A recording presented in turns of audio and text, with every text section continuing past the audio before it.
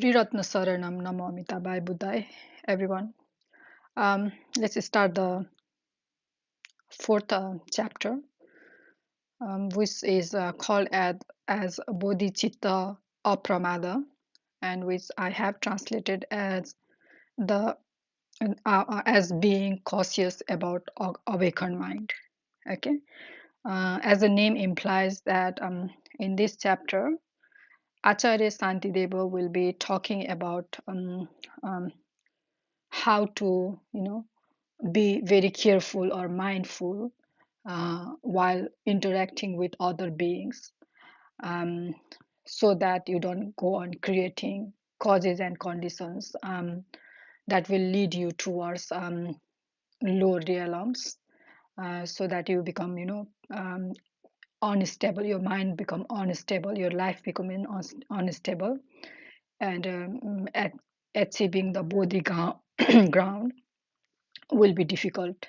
Okay, so in this chapter he will be talking about the impermanence of life, you know and, disadvantages of you know um, doing the conducts, especially the non-virtuous deeds, all those things. Okay, so for someone, if there are new people who are watching this video for the first time, let me tell you that this is the book, um, which is called Bodhicharya Avatara, which I have been translating in Nepali as well as in English.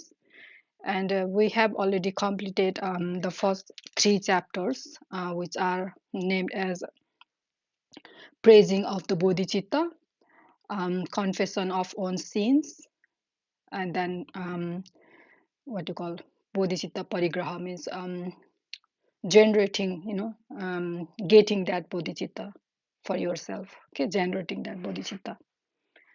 Okay, so in those three chapters we saw that after doing the seven limb prayers to the Buddha and Bodhisattvas, he generated the Bodhi mind. Bodhi mind is the mind, or I have not translated it as a awakened mind, is the mind which aspires to become Buddha, to become fully enlightened, so that it has that capacity, so that it developed that capacity to lead all the sentient beings out of the suffering. Okay, so that is the bodhicitta, and then he generated that bodhicitta in the third chapter, after doing the all those three limbs prayer to the Buddha and Bodhisattvas. And then he started talking about, how now we have generated the bodhicitta. Now we are in the lineage lineage of the Buddha.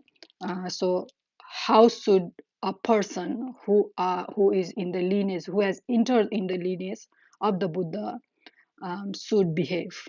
Okay, his only goal should be realizing that bodhicitta non-conceptually.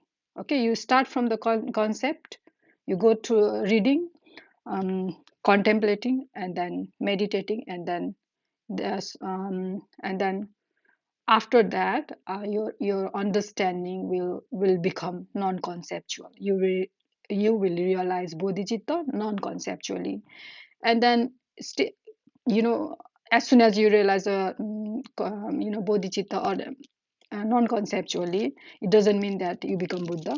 It become that your mind has become that of Aryas, but still you have to pass certain stages.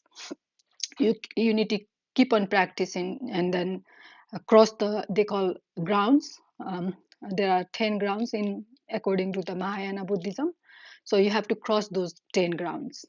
And if you are taking the hearer part, then you have to cross those 4 grounds to become the arhat, or 10 grounds to become the um, full-fledged Buddha. Yeah, so that's the brief introduction about the Bodhicitta and Bodhisattva grounds. We will be going in more detail as we go through these stanzas. But before going through stanza, let me talk about what are the things that is stopping. Okay, we all are you know, sorry, ordinary beings. What is the difference between ordinary beings and the Aryas? Okay, ordinary beings are the beings like us who are in the desire being realm, or in other higher realms which are called form realms or formless realms. So mind of these desire being realms and form realms and formless realms all are under the influence of 10 fetters. Okay, 10 shackles, you can call shackles, because these 10 things will keep on binding the for our mind, as well as for mind of formless beings, and then mind of the form beings, into this realm of existence. Okay, there are 6 realms of existence, or sometimes it is divided as the 3 realms of existence, depending on under how they are defined. I mean, well, let's talk about the 6 realms. There are the 6 realms in the cyclic existence, which is called hell realm, hungry ghost realm, animal realm, human beings realm, demigod realms, and then god realms. Okay, now if you divide these god realms into god realms of desire being realm, god realms of the form realms, and god realms of formless realms, then you are classifying everything in the 3 realms. Okay, if you keep all the gods in one god realm, then it becomes 6 realm. But if you differentiate God into 3 different realms, depending upon the desire as well as form and formless, then you are um, classifying into the 3 realms. Okay, so beings in these 6 realms or 3 realms all are under the influence of these 3. We call in Nepali samyojana, which can be translated as a fetters or shackles, which keeps on grounding you towards this to this existence, realm of existence. And this realm of existence is the suffering realms, where um, suffering is, you are, so whoever born in this realm, you will be suffering, but the intensity and the duration of that suffering will vary, okay, within this realm. For example, the beings in the hell realms, like obesity is the um, most dangerous, hell, where the pain is extreme, extreme, extreme, and then the duration of, intensity of the pain is very extreme, as well as the duration of that pain is also very extreme, it's very, very length. Some when you fall in those realms, it feels like that the pain is, permanent. There's nothing in the world except this pain. That's how you feel when you fall in that hell realm. Okay, and then comes the hungry ghost realm. The pain and intensity in the hungry ghost realm is less severe than the hell. And then comes the animal. The pain, intensity of pain, as well as duration, decreases as we go up to the animal realm. And then comes the human being realms, where the pain is a pain, and then the intensity of the pain is comparatively low than the hell animal realms, hell and then hungry ghost and animal realms, as well as duration is also not extreme. So our lifespan is, let's say 80 or 90. Then during this lifespan, we experience pain and pleasure equally. Okay, some people, we see that some people are experiencing it too much, but comparatively, or what do you call, overall, the pain's duration of the pain in the comparison of hell um, and hungry ghost is not that high. Okay, and then comes the god realm. Here they will not have the pain, but they will have pleasure, because they in the whoever does the good deeds in the past, but they take birth in the demigod and the god realms. um, Although they did the good deeds, but they haven't removed the ignorance of really existence, or ignorance of really exist. So they take rebirth in the higher realm, but these higher realms are still under the comes under the suffering realms, because although you have bliss, you are in blissful state in the demigod and the god realms compared to the human beings and hungry ghosts, but those states are still impermanent. Okay, you have one those state of mind in the god realm and hungry demigod realms are not permanent. And when the karma to enjoy those blissful state finishes, then any karma can ripen, and then depending upon that ripened karma, mostly they say that this god and god realms, those who are in god realms, know their death, and then they know where they are going to get born. Then that makes their mind very sad during the last moment, and then that sadness will pull them towards the lower realm, definitely. Okay, especially the formless realm, that's what I heard. So even though for these are being realms god, and then god of form realms, god of formless realms are the blissful state where you will experience this blissful state, extreme blissful state for the extremely long lengthy period of time. But still those states are impermanent, and then you end up going down the hill depending upon your karma. Okay, so all these beings of all these states are under the influence of these 10 fetters, fetters, rs, or we call shackles also. The shackles bind you in one place. Similarly, these 10 fetters bind you in one place. Okay, so desire beings, people are under the influence of they call satkaya dishti, means the view that or experience that I really exist is the first fetter. And then second is the doubt that Buddha really exists, and then his teaching really exists. It is possible to get out from this cyclic existence. If someone doubt this thing, then that also is a fetter, because this doubt will not keep him, that person, binding in this world.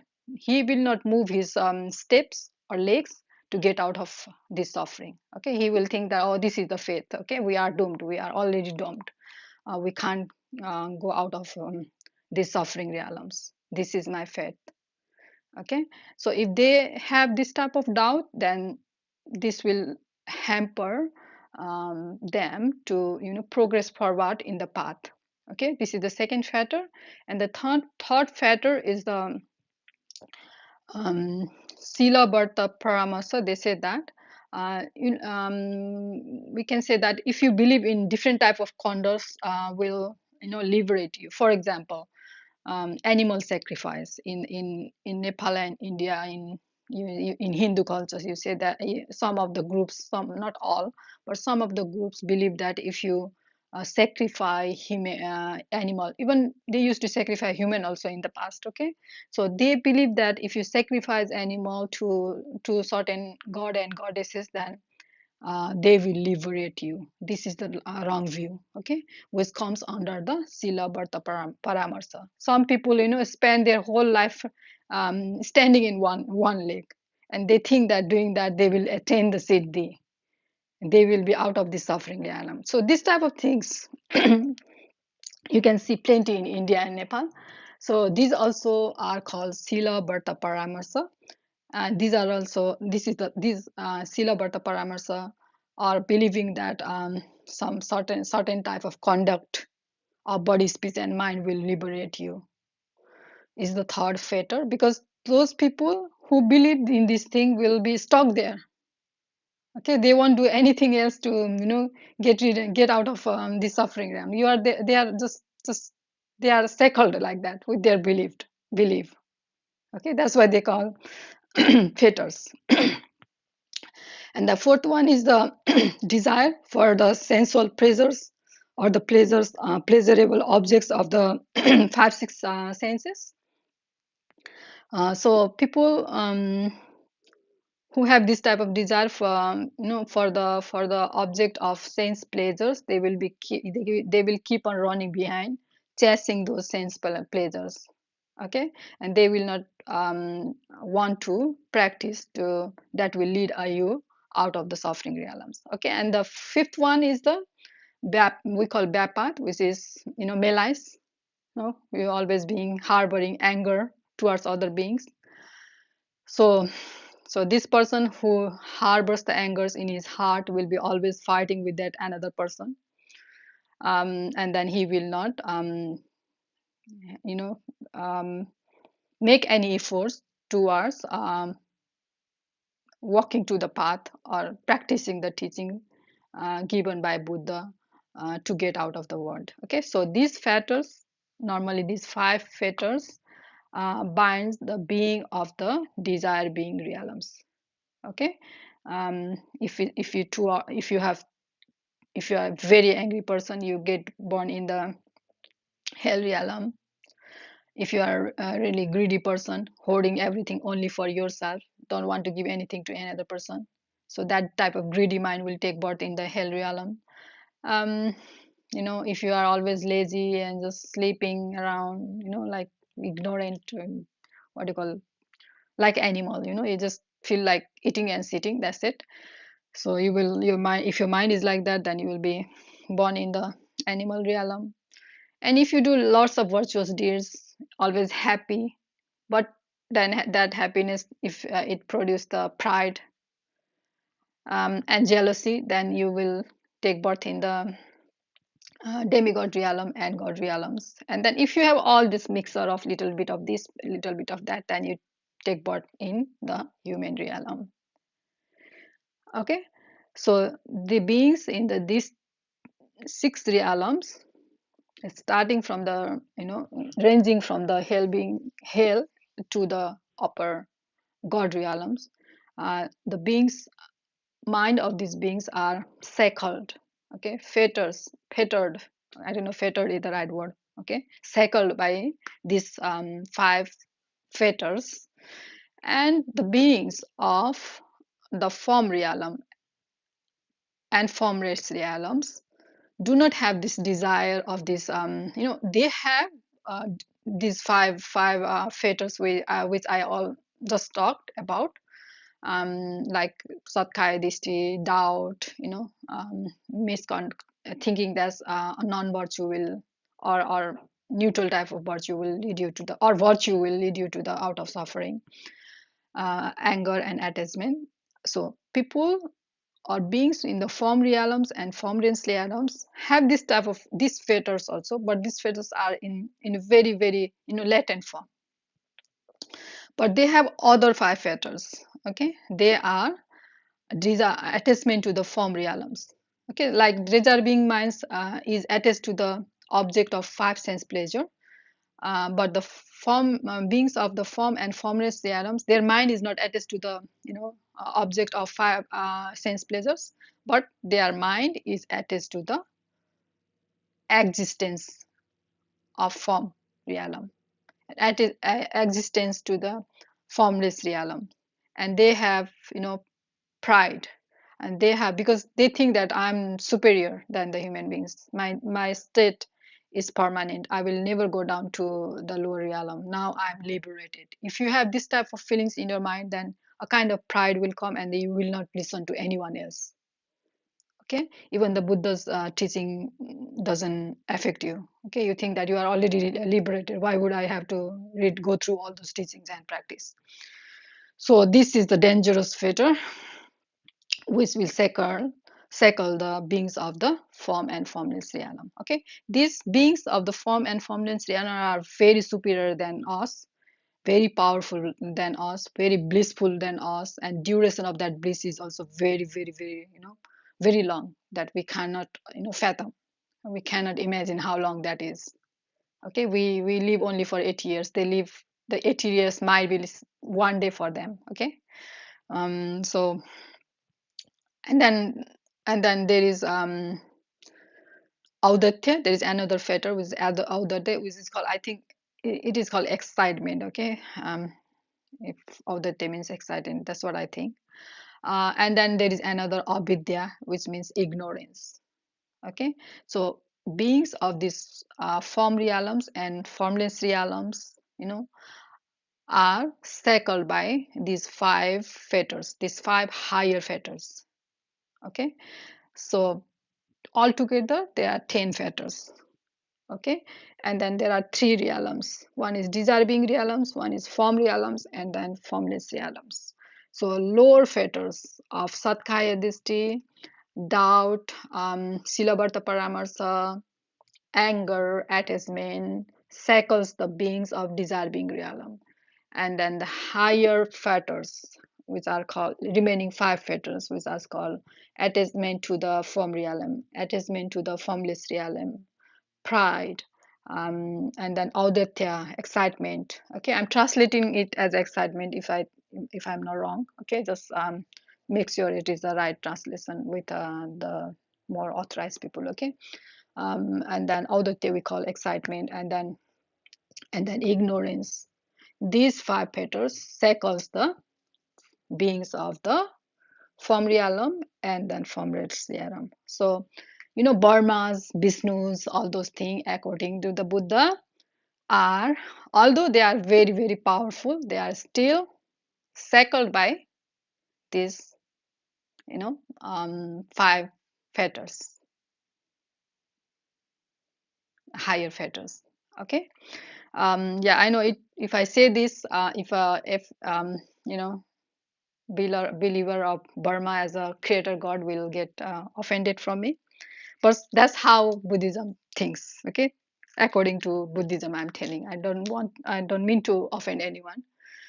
So they believe that even Burma is attached to the realm of form or formless realm.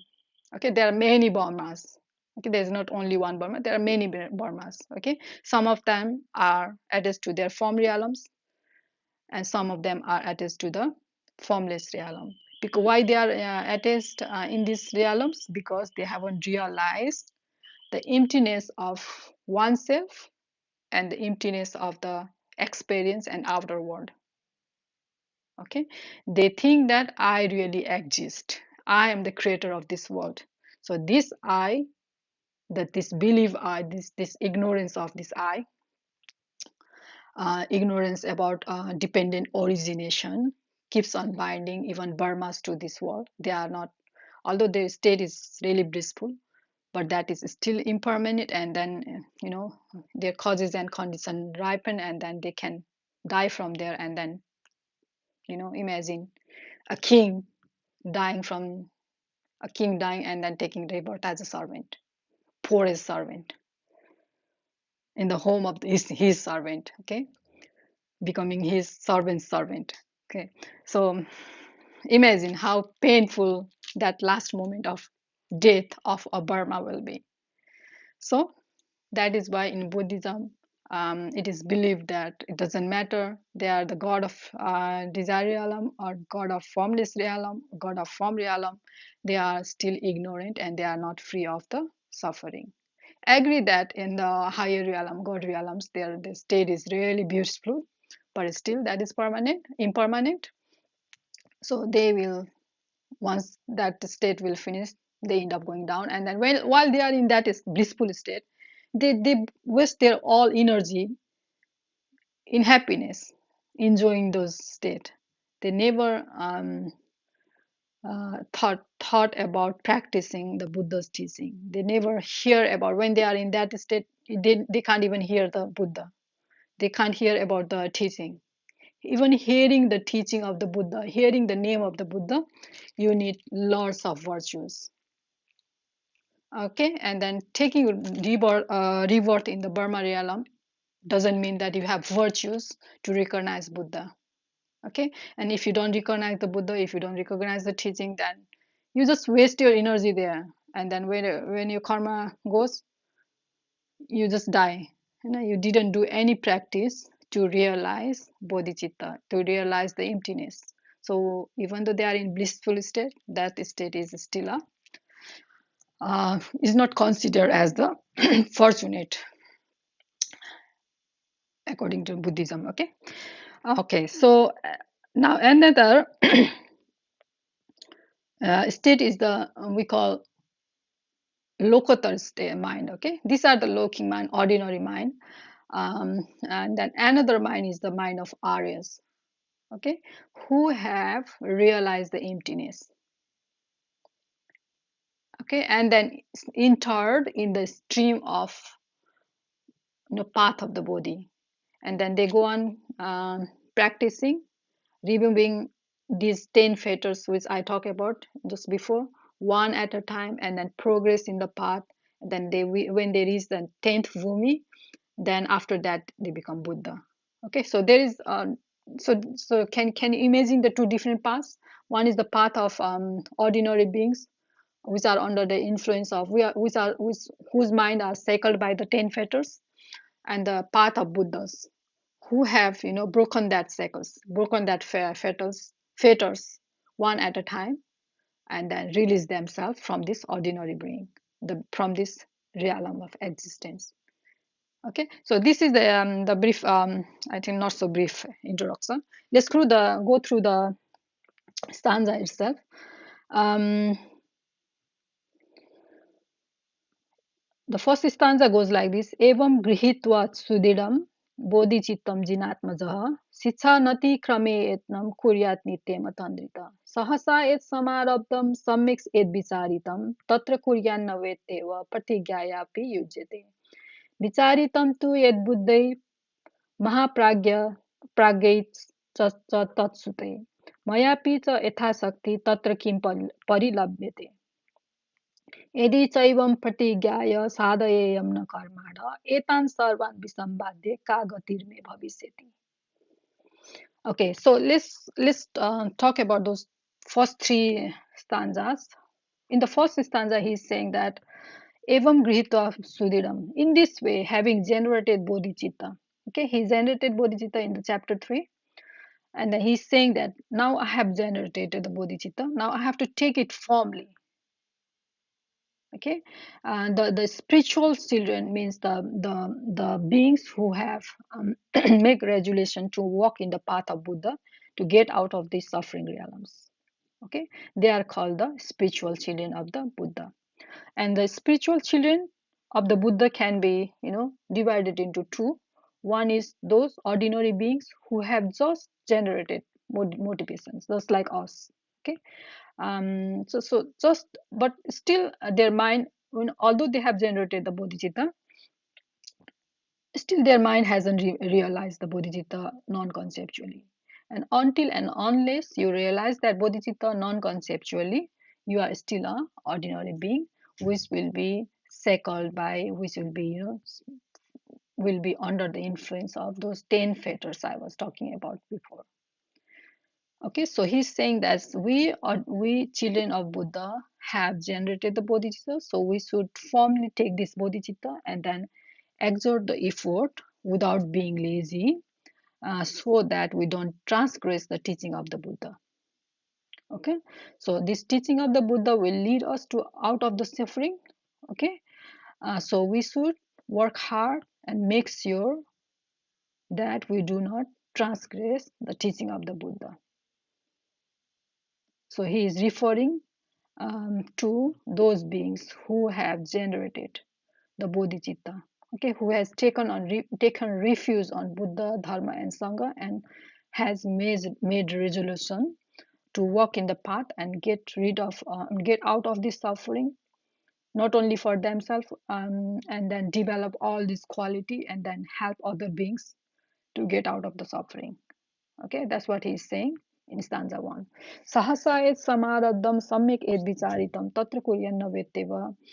वेत्तेवं पटिज्ञायापि युज्यते विचारितं तु यद्बुद्धे महाप्राज्ञै तत्सुते mayapi cha ythasakti tatra kim parilabhyate. So he's saying that if someone starts, um, to do something and without thinking, then it's appropriate to stop and think that should I go forward or not, even though you have promised someone to do that thing.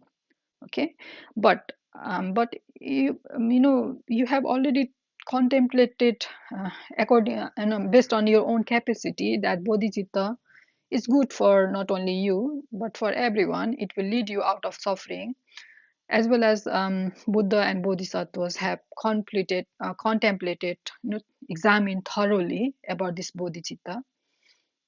Then why am I not practicing it? Why is it delayed? Okay, why am I delaying in the practice? Because I already contemplate that bodhicitta is very good for everyone. Not only I, even Buddhas, realized being like Buddhas and Bodhisattvas has examined it thoroughly and said that it is very good for everyone. Then why am I not practicing to generate that bodhicitta? That's what he is saying in stanza 33. Okay. In stanzas of 4, यदि चैवं प्रतिज्ञाय साधयेयं न कर्माण एतान् सर्वान् विसम्पाद्य का गतिर्मे भविष्यति. Okay, and then in 5 he says,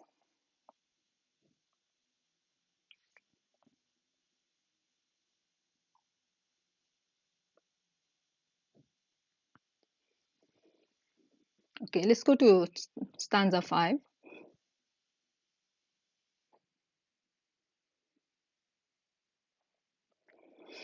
मनसा चिन्तयेत्वपि यो न दत्तात् पुनर्नर सप्रेतो भवति युक्तम् अल्पमात्रैपि वस्तुनि किमुतानुत्तरं सौख्यम् उच्चैरुद्घोष्य भावत जगत् सर्वं विसम्पाद्य का गतिर्मे भविष्यति. Okay, so let's go through these three stanzas, stanza 4, 5 and 6. Okay, so in stanza 4 he said that यदि चैवं प्रतिज्ञाय साधयेयं न कर्मण एतान् सर्वान् विसम्पाद्य का गतिर्मे भविष्यति. So he, in chapter 3, we saw that he generated Bodhicitta in front of Buddha and Bodhisattva, as well as the all ordinary beings, by saying that he will become Buddha one day so that he can free each and every beings of the world out of suffering. So that's what he's saying. Okay, I promised at that time, and if I don't work towards realizing that promise, then I will be like a someone who is telling lie to the Buddhas, to Bodhisattvas, as well as human beings. So by telling these lies, he's wondering what will be my future, result of this lying. Okay, in stanza 5 it says, Manasa चिन्तयेत्वपि यो न दत्तात् पुनर्नर सप्रेतो भवति युक्तम् अल्पमात्र vastuni. So it is said that if you think, if you think in your mind that you will give something to someone, and then if you decide not to give, then it is said that that person um, is same as lying. You say that I will do this thing and then you don't do it, means like you are lying to someone. So the result of this lie is that you will take rebirth in the you know pretrialams, which is called hungry ghost realms. Okay, where you will be always hungry. Okay, the result of telling lie is the taking rebirth in the hungry ghost realm. So he is saying, and then in stanza 6, he says that Kimuta nuttaram sokyam uchairudbhusya bhavata jagat sarvam visambhadya kagatirme bhavisyati. So it is said that in fifth, he said that it is said that even a small object, if you say that you will give it to someone, but if you don't give, it's like lying to them, and then the result of this lie is that I will have to take rebirth in the hungry ghost realm. Now, during the generation of Bodhicitta, I promised everyone that I will Um, I proclaimed with a louder voice that I will provide the unsurpassable happiness to all beings. And if I don't practice now to realize that promise, then it means that I lie to the each and every beings in the world, not only the beings but the Aryas also. So, what will be my by lying in this, in these all beings of the world and Buddha and Bodhisattva? What will be the result of this lying? Okay, that's what these three stanzas, stanza 4, 5, and 6 are implying. Okay, Bisambade means who says something but doesn't fulfill his saying. Okay, it's like lying. So if you promise something, but if you don't fulfill that promise, that you are lying to the world. Okay, and the result of lying is that uh, even though if it's a small object, then the result of the lying is that you will take rebirth in the hungry ghost. Okay, so if you have habit of lying something, whether it's a small thing or big thing, the habit will pull you toward the, it will condition your mind, and in a such way that it will get pulled toward the hungry ghost realm, where no matter whatever how much you get, your body is in such that your hunger will never be satisfied. You always want to hoard the thing for yourself, because your hunger for that thing is never satisfied in that realm. Okay, and what is the cause of taking rebirth in that realm is the greedy mind, the lying mind. You say that, I will give something to someone, but then you decide not to give. You become greedy, and then you decided not to give. And if you live your life in this pattern, then this pattern will condition your mind, and you will get inclined toward the lower realms. Okay, there is no God who is punishing you. It's your conditioning mind. Your conditioned mind is taking you towards that realm. And even for the small things, small promise you get born in the hell realm, then what will happen if I don't fulfill uh, you know the promise I made in front of Buddha and Bodhisattva, that I will give unsurpassable happiness to all beings. This is the more dangerous type of breaking of the promise, and he is really scared what will happen to me if I don't practice. Okay, that's what he's saying in these stanzas. Beti sarvage evaitam achintayam karmado gati edbodhicitta tyagepi mochayanteva tannaran. Okay, and then he's saying, okay, even if you break the promise, okay, um, Buddha will save you, because he has a skillful means. Then he knows whose karma will lead someone where in which place, and then he can, with his skillful means, can save you. But in the stanza 8 he says, bodhisattvasya tainaivam sarvapatti gariyasis esmat apadyamanoso sarvasatvartha hanikrit.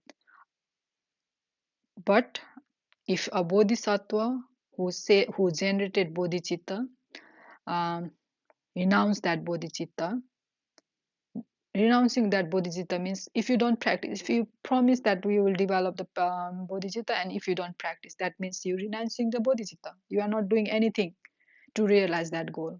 So if you realize, if any bodhisattva renounce that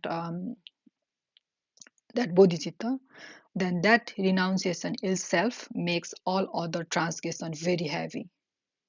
Why? Because when a bodhisattva renounces bodhicitta, it means that he is this transgression ends of ruining the all welfare of all beings. Okay, welfare of all beings depends upon the bodhicitta of bodhisattva. So if bodhisattva renounce his bodhicitta, then he is indirectly harming the beings.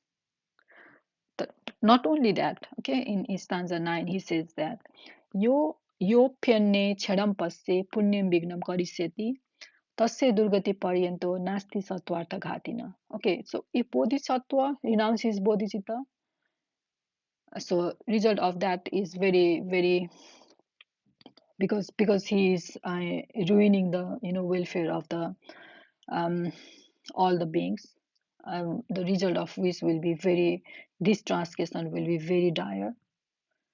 But also if there is bodhicitta, uh, if someone blocks the hampers the path of the bodhisattva, then also suffering of that person also is no, there is no limit of that suffering. Who creates the obstruction on the path of the bodhisattva? Not only the bodhisattva who is renouncing the bodhicitta has the suffering, on whose the limit of which is not endless. You cannot fathom how much suffering he has to bear. Similarly, someone who obstructs the path of the bodhisattva will have to bear the extreme suffering. Okay, there won't be no end of suffering, because because both of them are obstructing or destroying the welfare of other beings. Okay, so although they are not directly killing someone else, but by renouncing bodhicitta, then they are indirectly killing the welfare of other beings. And then result of this killing or this act, this non-virtuous act, is that there is no end of his suffering. That's what he's saying in stanza 8 and 9. Okay, एकस्यापि हि सत्त्वस्य हितं हत्वा हतो भवेत् अशेष आकाश पर्यन्त वासिनां किमु देहिनाम. Now in this stanza he is saying that if you kill one person, then result of that killing will kill you, or it will drag you to the lower realms, where you will have to get killed violently by other beings. Imagine what will happen um, eh, by destroying the welfare of the beings who are as vast as limitless sky. How vast is the sky? Similarly, that vast is the human beings. Okay, you are ruining the welfare of those beings who are as vast as sky.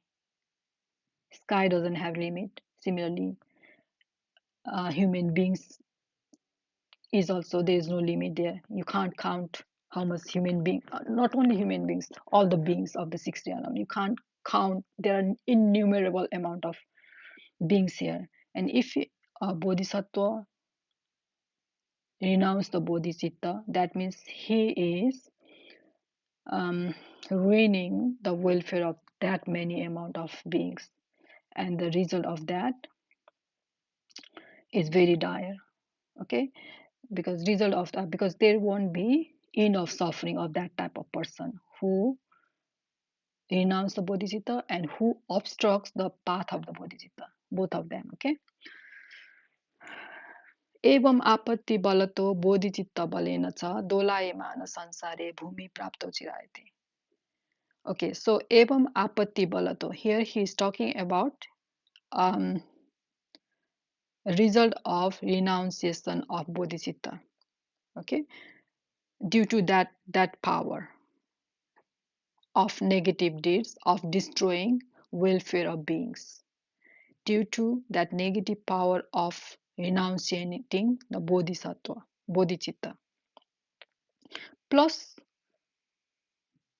generating bodhicitta. Okay, we are, let's talk about our our pattern. Okay, pattern of us ordinary beings. Okay, so ordinary beings are under the influence of 10 fetters. Okay, especially the first 5 fetters. Okay, when we are really angry, we don't want to help any beings, we just renounce the bodhicitta for that beings, and when that being serve us, then we are really happy, and then we generate the bodhicitta. We think that we are always, our action are always motivated by the emotions. Okay, when someone makes happy, we generate, we become happy. and want to do the things for that person. And if someone, someone makes us sad, then we don't care about happiness of that person. Okay, we do all sort of non-virtuous deed to hamper that being. So that is the behavior of us human beings. So even though we have generated bodhicitta, still our pattern is same. When we are happy, we we generate the bodhicitta for that person. When we are sad, we renounce the bodhicitta. We forget our bodhicitta. We just chase that person, and until we hurt that person. So Acharya Shantideva is saying in stanza 11 that when you are angry, you renounce the bodhicitta. When you are happy, you generate the bodhicitta. So in this way, your mind is not settled. Okay, you are like pendulum. Okay, sometime going this way, sometime going that way. So due to this type of behavior of sometime renouncing the bodhicitta and then another time generating the bodhicitta, so this will make you unstable in the world, and then attaining the bodhisattva ground is delayed.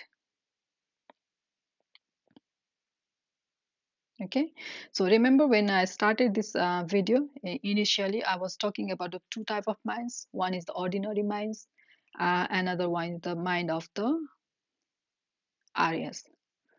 Okay, so ordinary minds can be of six types.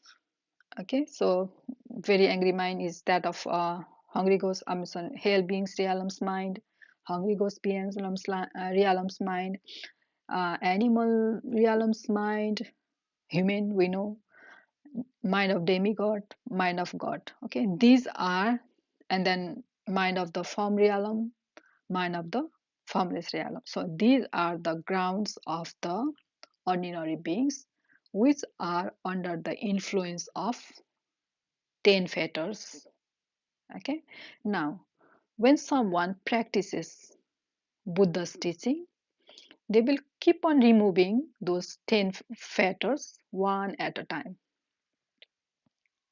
Okay, when the first three fetters, Satkaya Disti, the view that I really exist, doubt, and then the view that all type of useless activity will liberate me, will be removed completely from someone's mind through the practice of Buddha's teaching, especially realizing the emptiness of oneself, will have a mind to get rid of these three fetters, these three initial fetters, and they will enter in the stream of Bodhi mind. They go away from that ordinary mind world towards the Bodhi mind, but still they are not Buddha.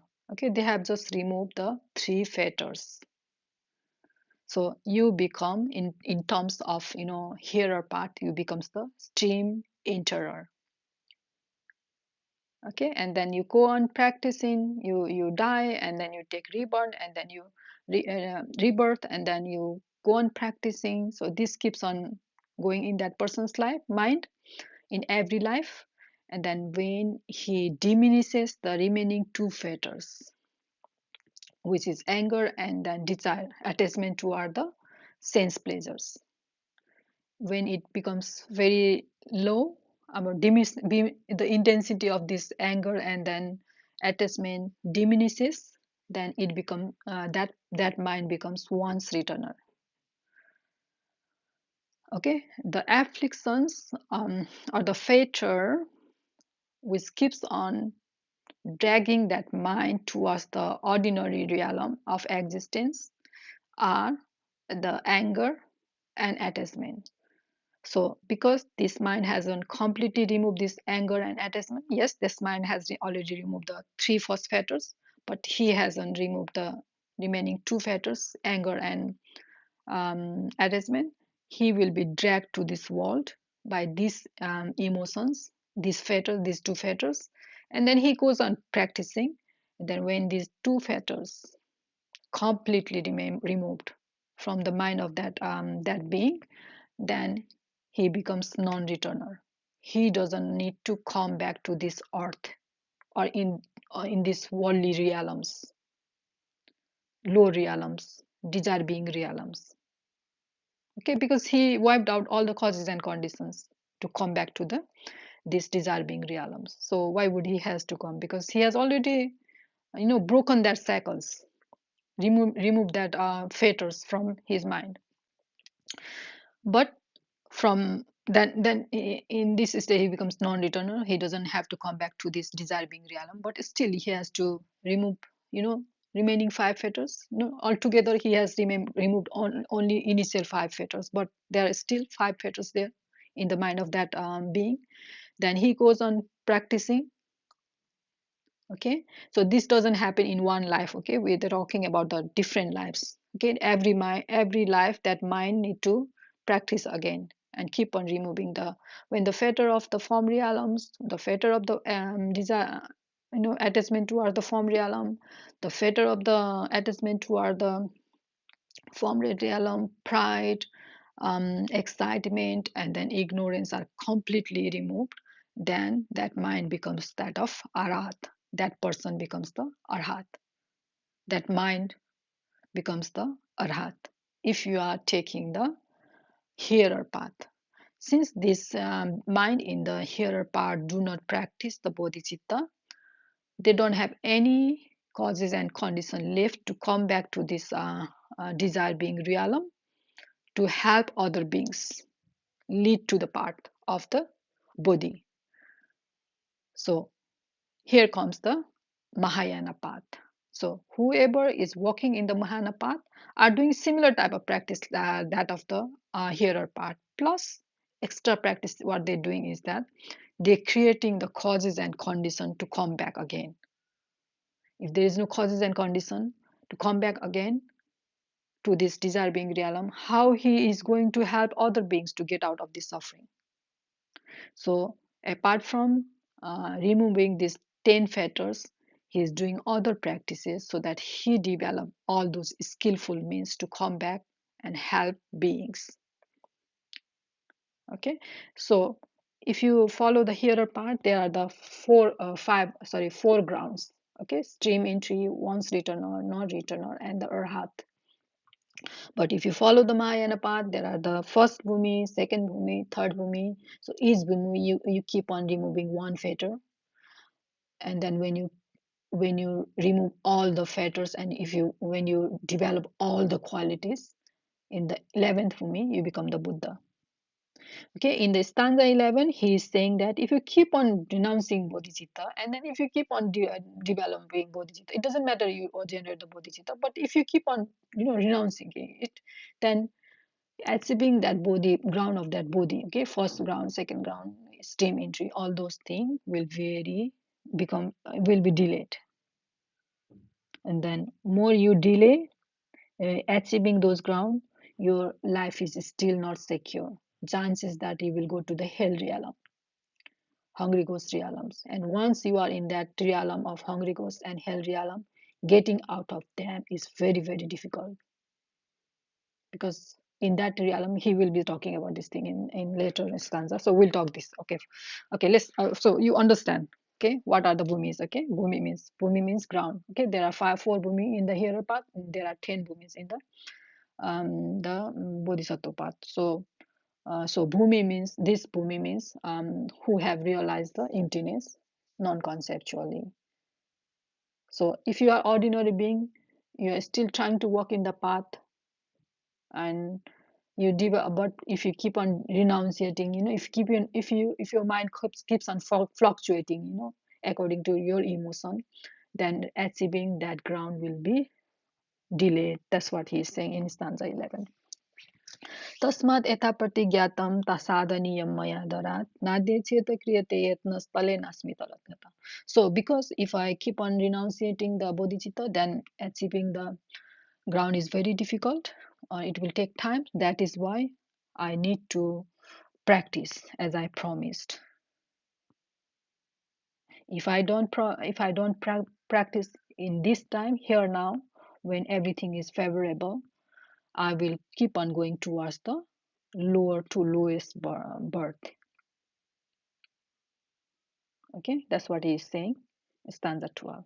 So he's making he's he's um he's saying that his behavior, where his behavior of keep on renouncing bodhicitta will take. Number one, it will not help him to achieve those grounds. Number two, it will keep on pulling it towards the lower realms where the suffering will be extreme, and the duration of that suffering will be also very long. Okay, okay, let's go to stanza 13.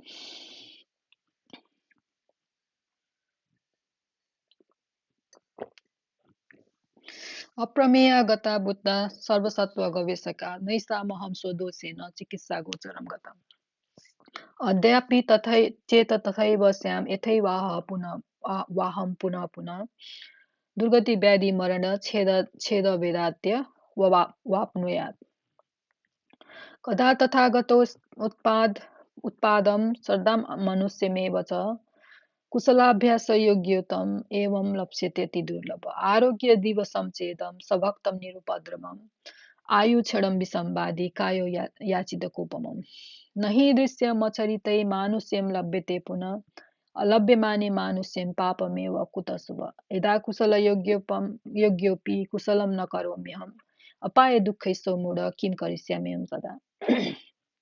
Okay. So, aprameya gata buddha sarvasatva gavesaka naisa maham sodosena chakissa gocharam gata. So, he is saying that since beginningless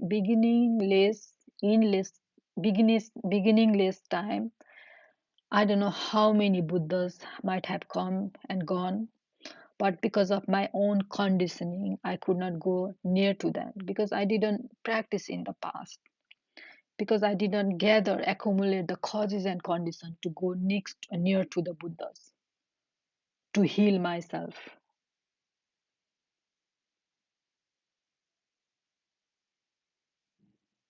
Okay, and in stanza 14, he says that if still I live like this, then I will have similar type of pains again and again. So I will not heal from that suffering of this cycling existence if I don't practice. There's so innumerable amount of Buddha has already come to help us, but because I didn't gather the causes and conditions, I could not go next to them. And if I still follow that pattern, then I will my suffering will follow me. The pattern of the suffering will be same. कदा तथागतोत्पादं सद्दां मनुष्यमेव च कुशलाभ्यासे योग्यतम लप्स्यति दुर्लभ. You know, you know, you know, coming of this tathagata, is very rare. Okay, the Buddhas don't born every now and then. Okay, there should be causes and condition for a Buddha to born in our realm, and then um, there's this faith of mine, my faith towards Buddha and Buddhist bodhisattvas and his teaching is also very rare. Okay, I might get born in the hell where I will be bearing the very extreme suffering, where my mind won't even able to concentrate, think about Buddha and Bodhisattva and happiness. Because the suffering is so extreme in that hell realm that my all focus is to get rid of that suffering. I will not get that time to practice in that realm, and I might not have faith towards the any body human being. I mean body minds, and also getting this human life is itself is also very rare. We must have done very good virtuous deed in the past, so we got this human life now, and we must have done very virtuous deeds toward the Buddha and Bodhisattva, that this faith toward the Buddha and Bodhisattva develop on us, and the teaching is still here with us. These all are the rare opportunities coming together. Kusala abhyasa yogyatam evam lapsyati durlabh. And then this such very rare opportunity to practice the virtuous deed is also obtained very difficultly. Okay, arising of the Buddha is difficult, rare event. Arising of the faith toward the Buddha and Bodhisattva is also very, very rare. Imagine how many beings in the world. Forget about animal and forget about other realms. How many human beings are here? How many of them know about Buddha? How many of them know about the Bodhi? So arising of the faith toward the Buddha and Bodhisattva is also the rare event. And obtaining the human life itself is the very rare moment. Okay, so all the moments are gathered now. All the rare opportunities have come together.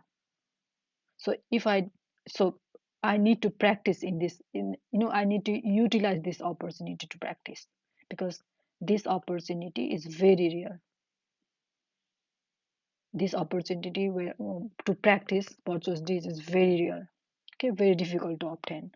Arogya divasam chedam savaktam nirupadramam ayu chedam visambadi yacho kayo yachita kopam. Okay, so arogya chedam ched arogya divasam chedam sa idam savaktam nirupadaram. Okay, my life, my days are healthy. Okay, I'm not sick. Okay, my all sense faculties are intact. Okay, I'm not bedridden with the sick on I mean sickness. I have plenty of food. I don't need to worry about the food. Okay, and then I'm free of any nuisance. Okay, I don't have any enemies who are hurting me. Okay, so everything is favorable. I'm healthy. I have plenty of food. I'm not that poor that I have to run behind the food, run behind the ways to gather the food. I don't have many enemies that I need to keep on walking, hiding from them, or waging war with them. So everything is very, very, uh, you know, these are all real opportunities. But this life itself is deceptive because it's not permanent. This opportunity can vanish anytime. And this body is also like I have borrowed it from someone. I have to return it to the earth. Okay, is it made up of um, earth, water, air, fire? And the one day when I die, I have to return this body to them. So all this rare opportunity has come together. Then let's go to stanza 17. Nahi drisya macharitai manusyam labhyate puno alabhyamani manusyam papameva kutasubha. Okay, the way I'm living my life with such behavior doesn't look like I will get this precious human life again, where all the opportunity will gather again. And then if I don't get this type of opportunity, this type of human life with full potential to realize the bodhicitta, if I don't get it, then I will be only doing the non-virtuous deeds. Doesn't matter if I take rebirth in God realm, still I won't be practicing in that realm too. So whatever virtues I collected, I will be using that one and exhausting them, but I will not creating more virtues in that realm also. We all know lower realms are unfortunate. We don't need to explain about that.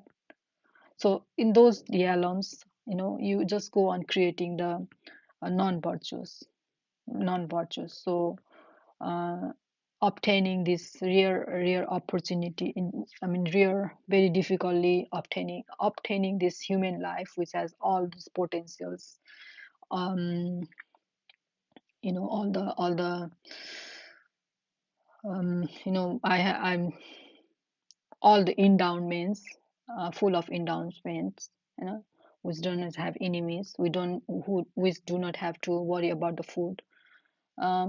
When I'm also healthy. I don't need to, I'm not bedridden. So these are all the opportunities, and getting this opportunity is very rare. And with this, the way I'm living my life, it looks like I will not get this opportunity. And if I don't get opportunity, I will just keep on collecting the non-virtuous.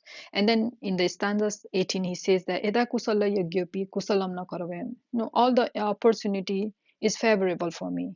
Okay, this time is favorable for me to practice.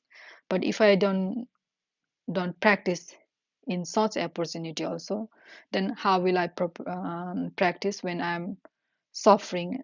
When I'm being confused while suffering in the lower realms.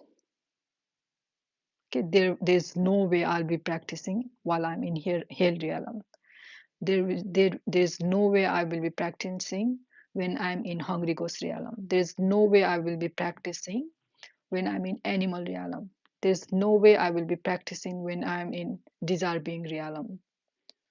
So this realm, this human realm, um, is the best opportunity for me to practice, because in all other realms I will be either reaping the result of the um, past virtuous deeds, or just bearing the result of the past non-virtuous deeds. That's it. Okay. Akurvatva swakusalam papa chapa chinvata. So all those realms you won't be doing any virtuous deed.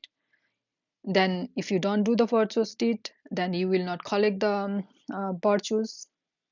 And then only and if you go on only creating collecting or accumulating the non-virtues, then how will, and then in those is the state where you don't do the virtues but only go on accumulating the non-virtues, then in that state, you won't be able to even hear the name Sugati or Buddha or happiness for eons. Okay, so that's what he's saying in stanza 19. So if you once you take rebirth in the hell realm, the pain in that hell realm is so intense, and the duration of that intense pain in that hell realm or hungry ghost realm or in animal realms is so high compared to human being that your mind won't accumulate, your mind will not do any virtuous deed in that realms, and then only chances, and you will be doing only non-virtuous deed in those realms. And then in this process, the word Buddha or fortune or happiness will be completely wiped out from your mind for 100 million eons. Okay, that's so scary situation, if you can imagine. So if the fortune doesn't come in your mind, then you are totally unaware of the word fortune. You don't know what the fortune means. So this word will be completely wiped out if you take rebirth in the hungry ghost realms or hell realms. So this is the human realm is the best opportunity I should be practicing in this realm. That's what Acharya Santideva is hinting.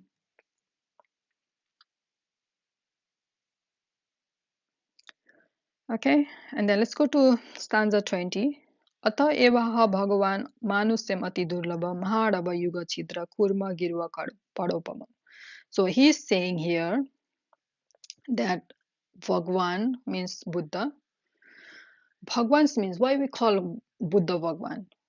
Bhagavan means one, means someone, okay, who has destroyed all the fetters. Okay, that's the 10 fetters. Vaga means he has destroyed that. Bhagnaves, we say. Bhaga means destruction. Okay, so someone who has destroyed. What he has destroyed? He has destroyed 10 fetters. That's why we call Buddha Bhagavan. Okay, so Buddha has said that obtaining this human life is very, very difficult. And so in order to explain how difficult this obtaining human life, he has given one metaphor, that imagine this um, Mahadava means ocean. So imagine the ocean, there is a yolk which has hole, is floating on the surface of the ocean. Okay, We all know how ocean looks like. There's really big waves coming there. So that makes the yolk, not stable. Okay, it is tossed sometime here and tossed sometime there. So in such situation, what is the chance of a turtle which is on the depth of the ocean coming up and then its head going inside the hole of that yolk, which is very rare. Okay, that's much that's how rare obtaining this precious human life is. That's what Buddha has said. Okay, that's what Acharya Santideva is saying in stanza 20. Now, precious human life. Okay, obtaining human life is not enough. Okay, imagine how many beings are here. Human beings are here. Not all have developed the faith in Buddha's teaching. Okay, there's so many beings who are unaware of Buddha. Okay, so there are the places where um, they can't even hear the name of Buddha. And also there are beings whose all faculties are not intact. Some are blind, someone deaf, some are other you know eh, they can't read, they can't hear the teachings, they can't read. If you don't have eye, you can't read the teaching. If you don't have ear, you can't hear the teaching. So those human life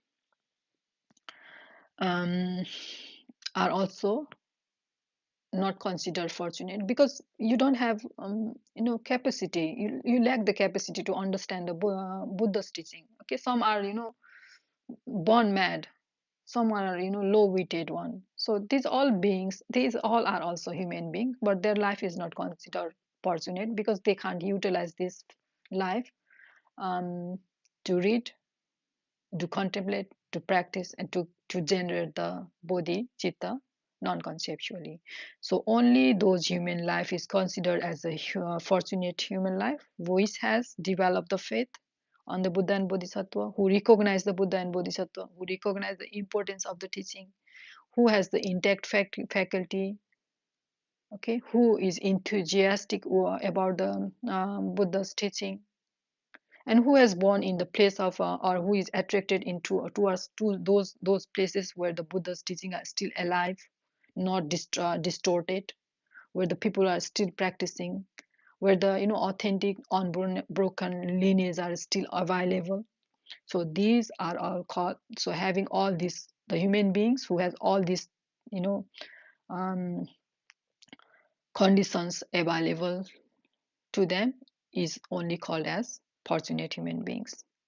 Okay, so obtaining this precious human life is very rare.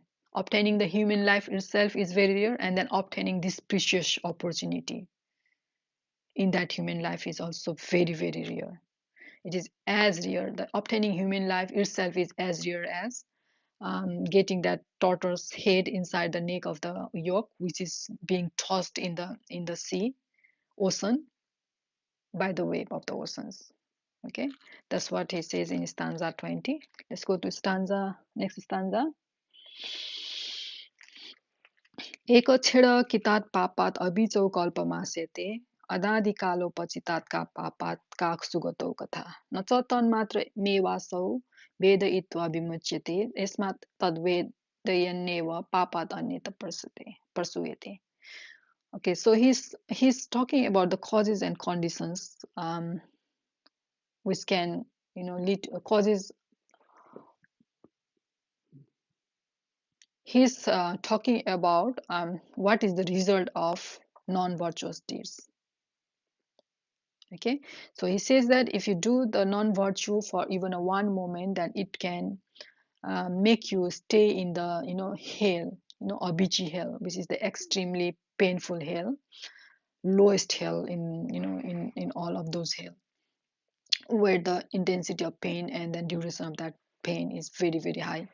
So for if you do the non-virtue for a small amount of time, then also you might get, you might have to stay in the Abichi hell for eons.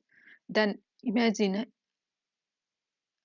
what will happen, um, what will be the result of the non-virtuous deeds which you might have done since beginningless of time. Okay, this 80 year 90 year of time is not only life you have lived. Okay, you have been taking rebirth again and again since beginningless, and you might have done so many non-virtuous deeds in those beginningless time. So there is a potential in your mind to where the result of those past non-virtuous can ripen and lead you toward the um, lower realms where you have to suffer. So even if you do the non-virtues for a small moment, then you might stay in the RBG for eons. Then if you remember, the result of those non-virtues which you have done since beginningless life, then the word, the sugati, the fortune will become the story of once upon a time.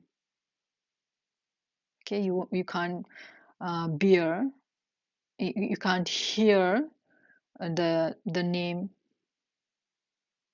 fortunate or Buddha.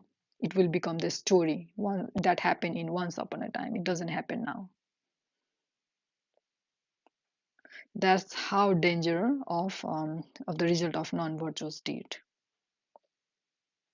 And also, once you know go through the experience of those suffering, then you are not free. While you are experiencing those suffering, you go on creating all other conditions or causes and condition will causes which will pull you towards more deeper and deeper in the more suffering realms. And this is how you will not even able to hear the fortunate life or fortunate realm. We won't be able to hear about there is such thing as a fortunate life, or there is such thing as a Buddha in the world. And there's no such thing that you will be free out of this suffering. Suffering is you are completely doomed. That's how you will start thinking, because of the result of the past non-virtuous deed which you might have done from the since for the uh, beginningless of life time. Okay,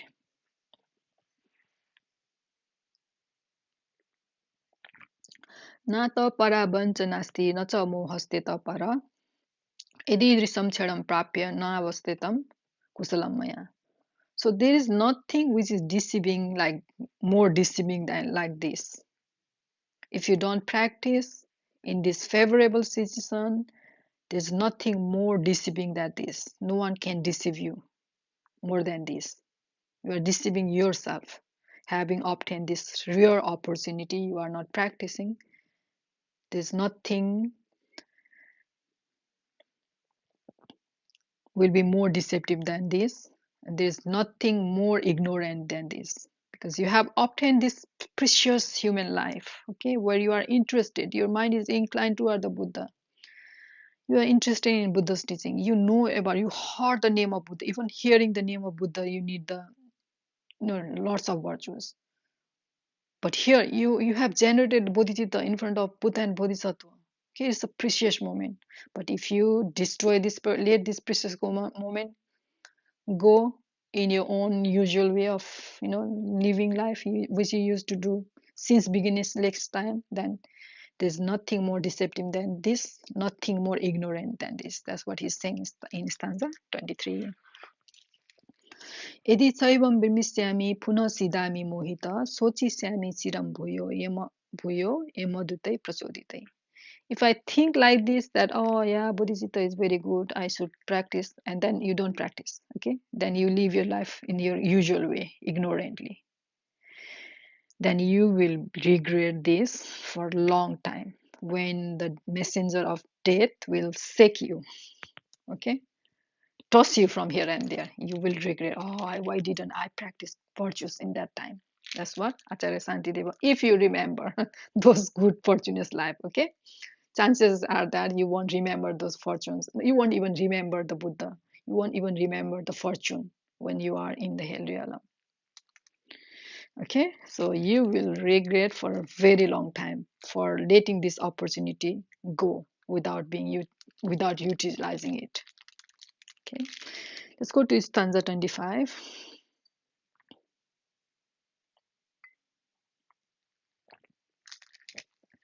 Tiram dachyati me kayam narakagni sudusaha pasatapa nalachittam chiram dachyati asichita. Okay, so he's saying same thing. When you are in hell, when that the fire of that hell is burning you for a longer of time, and when the fire of that regret, the regret will, if you don't practice now, then at that time of, when the fire of the hell is burning you, you will regret, and that fire of regret will also burn you for a long time. That's what he's saying in stanza 25.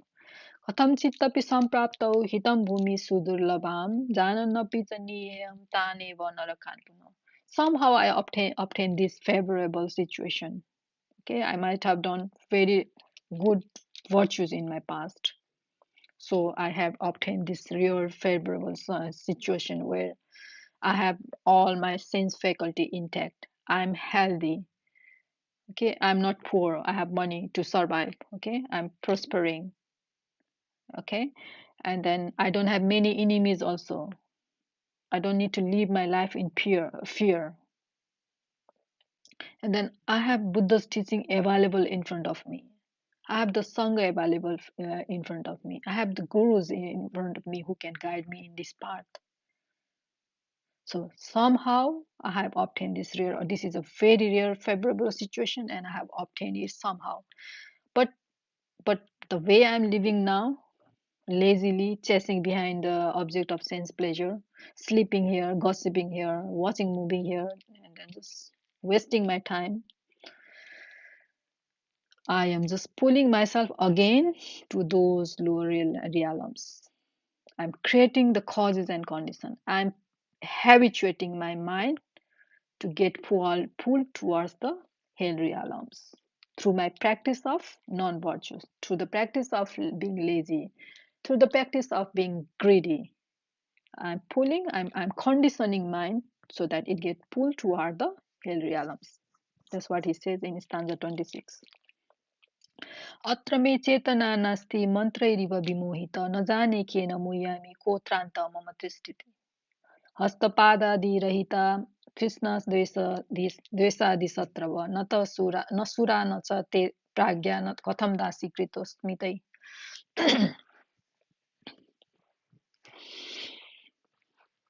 Atra me chetana nasti. Oh, so I don't think like this. I don't have awareness like this. I have obtained the rare opportunity. I'm pulling myself, but I'm not utilizing this rare opportunity. But I'm just living my life in this same old fashion, and I'm creating the causes and conditions. I'm training the mind so that it can get pulled toward the hell. I don't have this awareness. I'm living my life like someone is, spell the if someone has hypnotized me by smell. I mean spell. I don't know who is staying inside me, who is hypnotizing me, who is preventing me to walk in the path, who is preventing me to practice the um, teaching of the Buddha, who is making me live my life lazily, greedily, running behind the object of sense pleasure, fighting with my other beings. Who is there inside me who is making me to do this unvirtuous deed and create the causes to take rebirth in the hell realm? That's what he's implying in stanza 27. Hastapadadi rahita trishna desadi satrava. Now he is starting to see um, the emotions, harmful emotions like attachment and anger. These are the most dangerous emotions which will pull you towards the hungry ghost and hell realm and animal realm. Okay, the cause to get rebirth in hell realm is anger. Greed is the cause to take rebirth in the hungry ghost realm, and the ignorance, in dull mind, dull mind is the cause to take rebirth in the animal realm. So he is saying this, anger, attachment, and this dullness as the enemy, and he is saying that those enemies of mine do not have hand, they do not have legs, they are not brave also, and they don't have mind also, they don't have wisdom also. How am I becoming their servant? How are they influencing me to do all those non-virtuous deeds? Okay, that's what the stanza 28 is implying.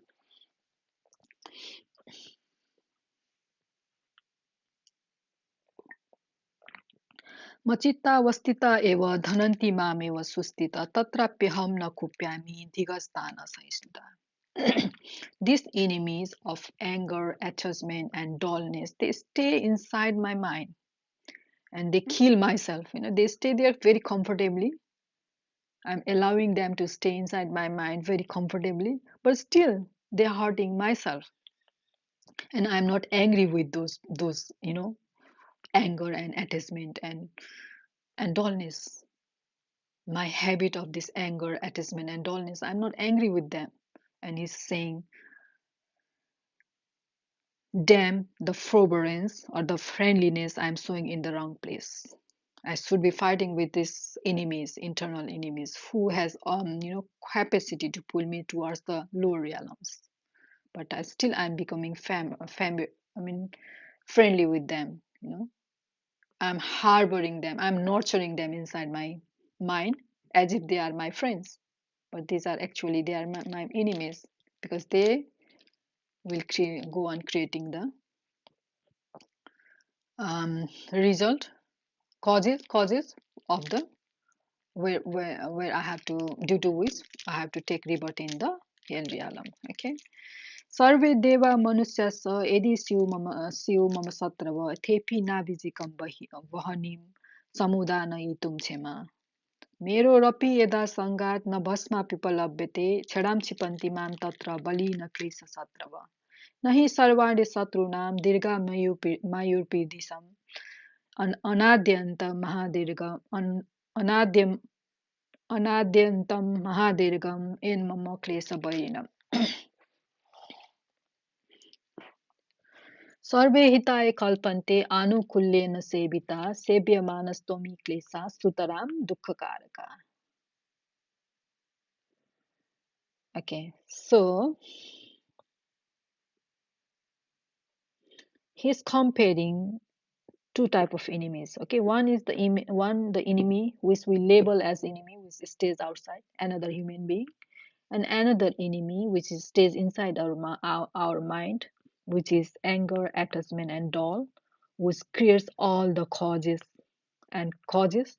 that will ripen that will pull me towards the lower realms. Okay, now he's saying outer enemy with outer beings such as human beings or the gods, which I consider as a human, enemy. These these outer enemies do not have capacity to produce the fire of the Abhichi hell. But this internal enemy can push me towards those Abhichi. This has capacity to push me towards those fires in the Abhichi. And the fire in that Abhichi is so extreme that if even a mount a Sumeru falls in that Abhichi, then you can't even find the ash of that Sumeru mountain. Okay, that's how powerful fire of the abhiji is. And these enemies which I'm harboring inside I'm allowing to stay inside my mind, and with whom I'm making friend, has capacity to push me toward those fire. That's how strong these enemies, internal enemies are, which I'm allowing to stay inside my mind. I'm starving these enemies. The outer enemies don't have capacity to push me towards the abhiji, but this enemy, this inside internal enemy, has capacity to push me towards the fire. And then I'm not fighting with them. I'm just making friendship with them. So damn me, damn the forbearance sown in the wrong place. That's why he is saying damn, condemning himself, his behavior. That he is why he is friendly with these internal enemies. The external enemies are not that powerful. And then stanza 32 he says that nahi sarvani satruna dirga mayur pardisim mayur pidisam anadyantam mahadirgam in mama klesa bainam. The external enemies are not that powerful. They don't have the lifespan as long as this internal enemy. The lifespan of this internal enemy is so long that you cannot find out when it was born and when it will die. It has no beginning, it has no end. The internal enemies. And then external enemies in stanza 33 says that external enemies, if you make them happy, they will start serving you. But this internal enemy, no matter how much you serve them, they keep on collecting, more and more suffering, causes of suffering.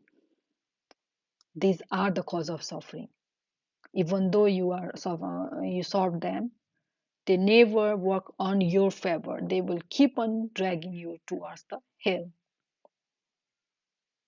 And the fire of that hell is so strong that if even Sumeru power, it can burn the Sumeru power, Sumeru mountain to ashes, to such extreme that you can't even find the ash of the Sumeru mountain. And I'm sorbing them, I'm keeping them comforted, making them comfortable inside my mind. That's what he's contemplating in these stanzas. Okay, 29, 30, 31, and 32, and 33. Now in 34 he says, इति सन्तत दीर्घ वैरिषु व्यसनौघ प्रसवैक हेतुषु हृदये निवसत्सु निर्भये मम संसार रति कथम भवेत्. This type of, in this way, if these enemies, who has capacity to produce the floods of, afflictions, if they stay inside my heart, then how can I love this world fearlessly? Okay, this internal enemy will keep on making, keep on, spelling me, keep on making conditioning my mind in such a way that I will start seeing other beings as my enemy. Then how can I help that beings? How can I love those beings fearlessly? Because I will be always, this internal enemy will make me fearful of that external beings. Those beings don't live long, they will die soon, and they don't have power to give me the suffering of the abhiji hell. And also they will start serving me if I make them happy. But this internal enemy is the main enemy, which will make me, which will condition me, which will pull me towards the hell, which will condition me to see the outer beings as the enemy, and which will make me always fearful of those poor beings who don't even have any capacity, who will die one day.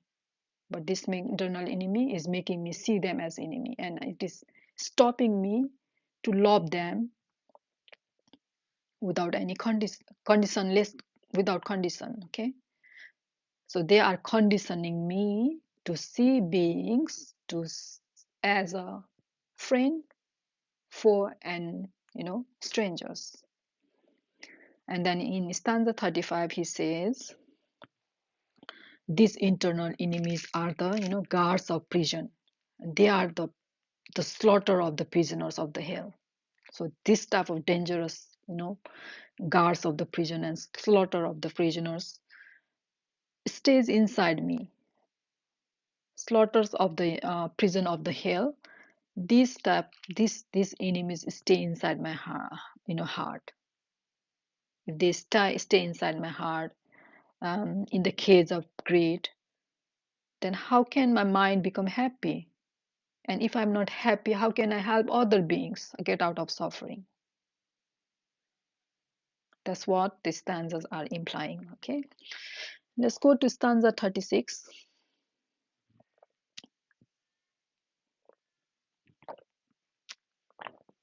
तस्मात् तावः मत्र धुरं क्षिपामि यावन्न सत्रव इमे निहत्ता समक्षम निहत्ता समक्षम स्वल्पेऽपि तावत् अपकारिणी बद्धरोषा मानो न तास्तम निहत्ता न यान्ति निद्राम. Okay, now after realizing who is the real enemy, he is making resolution to fight the war, the wage the war with the enemy, okay, internal enemy. So that's why he's saying, I will fight with this internal enemy, and I will not drop the weapon until I destroy all of these enemies which are comfortably staying inside my heart. Until and unless I destroy all of those enemies, I will not drop the weapon.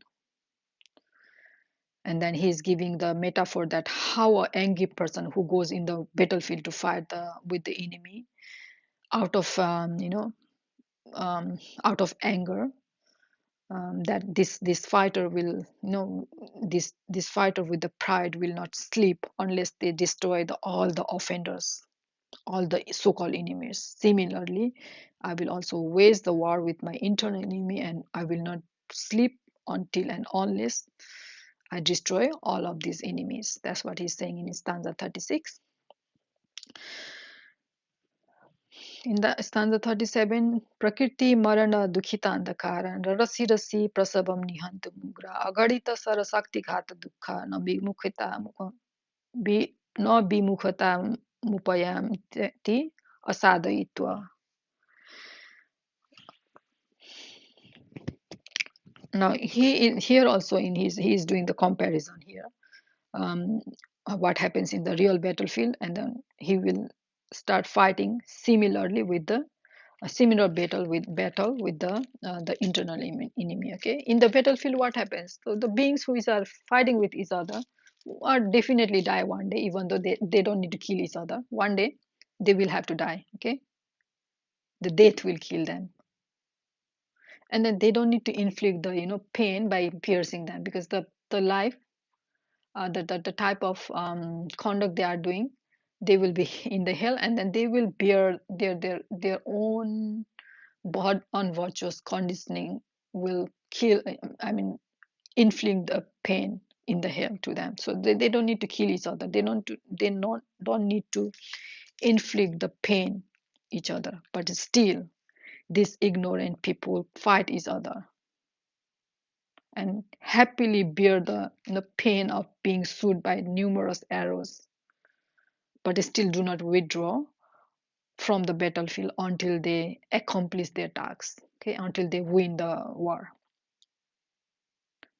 So even though these ignorant beings, they do this, they have such courage to go in the battlefield and then bear the pain of being shot by all those arrows, but they don't leave the battlefield until their task is accomplished. Similarly, I am exerting effort to kill the enemy of the suffering of the cyclic existence.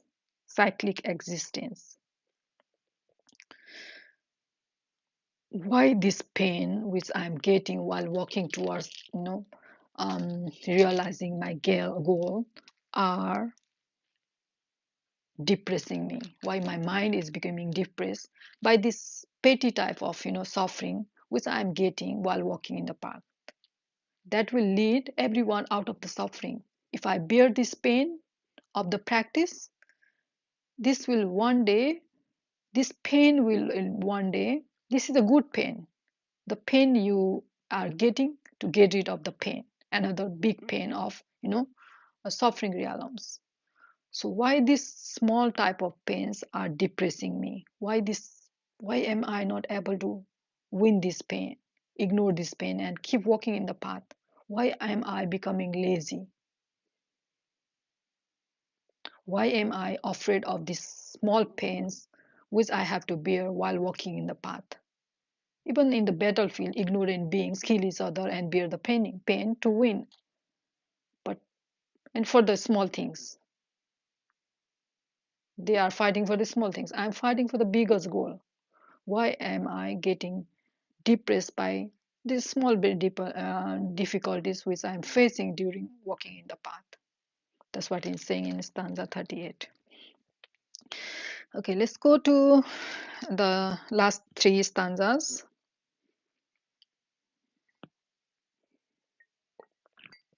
अकारणेनैव निपुच्छेतानि गात्रे स्वलङ्कार वद्दुधान्ति महार्थसिद्धै तु समुद्धतस्य दुःखानि कस्मात् मम बाधकानि. Okay, so while in the path, walking in the path, you are going against your habitual pattern, and you will feel little bit of discomfort.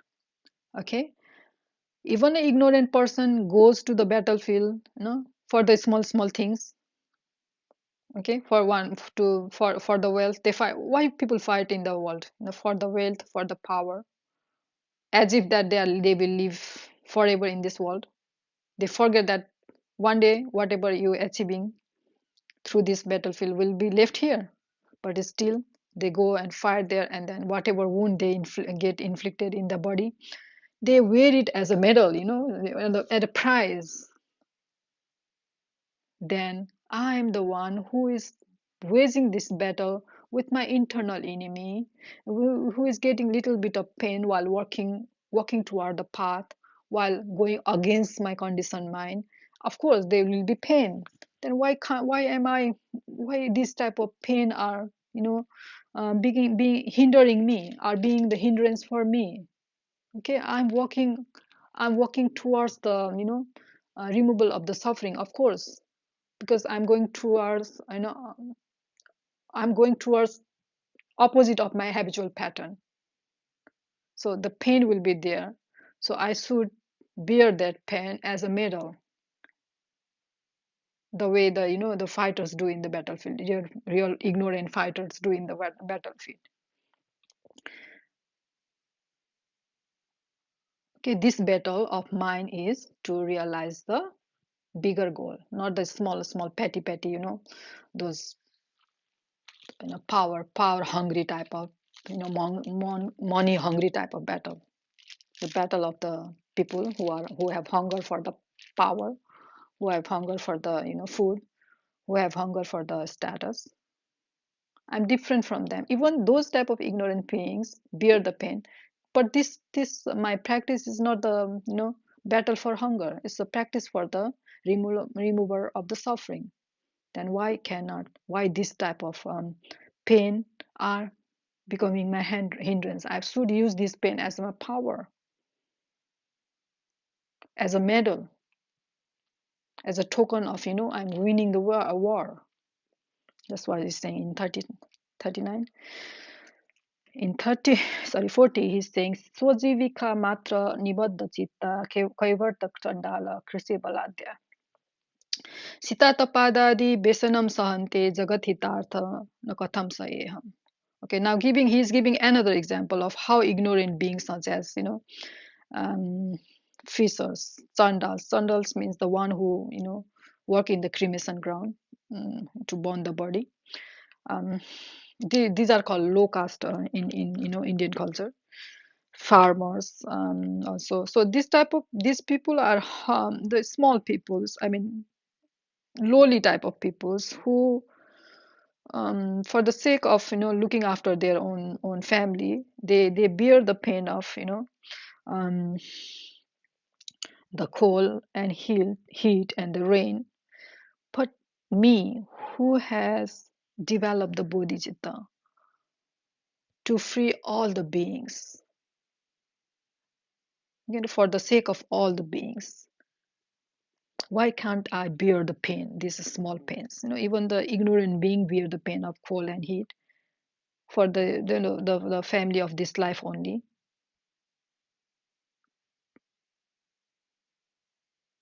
Out of attachment towards the other beings, they are happily bearing the pain of or suffering of the cold, heat, and rains. Why can't I tolerate the discomfort for the sake of other beings? Because I have generated the bodhicitta to become Buddha, so that I can help all the beings. Why can't I bear these small pains or suffering which I'm obtaining while walking in the path? It's natural because I'm going against my habitual pattern. That's why I'm getting this, experiencing this pain. But once this habit becomes my habit, once I, this new habit becomes my way of life, then I would not, this pain, I would not consider this as a pain. Okay, once I realize all my goals, um, I will be happy.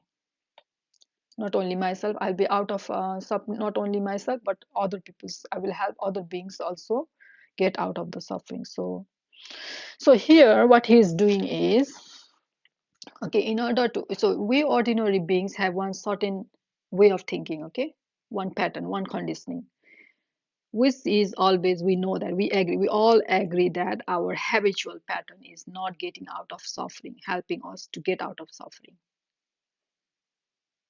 Okay, even though you are happy for a small moment, then that happiness also not permanent.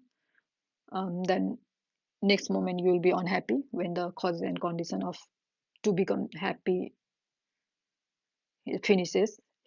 So our habitual pattern is not taking us away from the suffering, but it is pulling us towards the suffering. Okay, so uh, in order to be happy, or in order to get out of this suffering state, you have to change your habitual pattern. For this you have to practice, and in this in this path of changing your habitual pattern, you have to bear the suffering.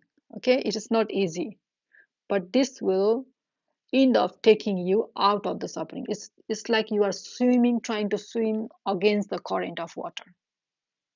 Of course there will be pain, okay, you will have to exert the effort, but the end result is very good. So I should not be scared of this, this suffering which I will be getting while walking in the path. So I should keep on walking, because end result, we know that end result is very, very blissful. So we should not get discouraged by all type of difficulties, of obstructions which we will be experiencing in the path. We should keep on walking even there's obstacles in the path. And to justify, to illustrate it more, he is giving example of the how ignorant beings are waging the war, how they are happily bearing the pains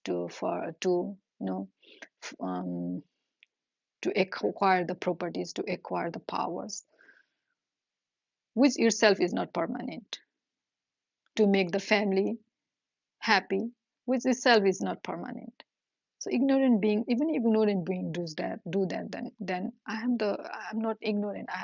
I have seen that bodhicitta is very good for everyone.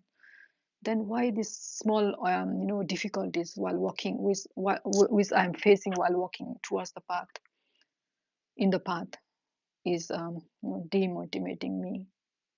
That's what he's saying in this, trying to say in this chapter. Okay. um, so what are the things which prevent an ordinary beings to motivate themselves to sit in the question and practice, read, contemplate, and practice of the Buddha's Bodhisattva's teaching? So what are the things? So which are stopping the ignorant beings to walk towards the path which will lead them out of suffering? So there are certain ignorance. Okay, the ignorance about the life is impermanent, not remembering that you will not live here permanently, not remembering, not being aware that living in in dullness, that the people, your loved one, won't live forever with you. You will die one day. Your loved one will die one day. Your enemy will die one day. And your emotion itself is not, permanent. So, not being impermanence of your life, people, emotions will help, will prevent, not help, prevent ordinary beings to walk towards the Buddha's teaching, to practice the Buddha's teaching. Number one, not understanding this human life is the precious human life, which you have obtained very difficultly. You have to do lots of virtuous deed to, in order this rare opportunity to come together, where you have body, where you have your all sense faculties are intact. Okay, you are not poor, you are not unhealthy. Okay, and the teaching are also easily available to you, teachers are easily available to you. You know, unbroken lineage hasn't disappeared, still there, the gurus are there. So this is the rare opportunity. If someone doesn't understand this, this moment, this rare moment, this precious human life, if they don't understand how precious this human life is, that person will not get motivated towards working toward the path that will lead them out of the suffering. And then if someone doesn't understand what are the, result of their actions, what are the virtues, what are the non-virtues, what is the dependent origination, if someone do not know about this thing, they will also not want to um, hear, contemplate, and practice the Buddha's teaching. And if someone doesn't understand what type of sufferings one's mind have to go through based on their causes and conditions, based on their conditioning of their mind, then also that person will not work hard to go against their conditioning. So these are the things: not understanding impermanence, not understanding precious human life, not understanding result of own actions, not understanding different type of suffering. The people who don't understand this thing will live their life like an animal, being dull, okay, chasing here and there, being lazy, running behind property, running behind status, running behind another beings, running behind the object of sense pleasure. They will never gather energy, never direct that energy towards sitting in the cushion and reading, contemplating, and practicing Buddha's teaching. So, in order to motivate this type of ordinary beings, there are certain practices that is done in Mahayana Buddhism, which are called preliminary practices.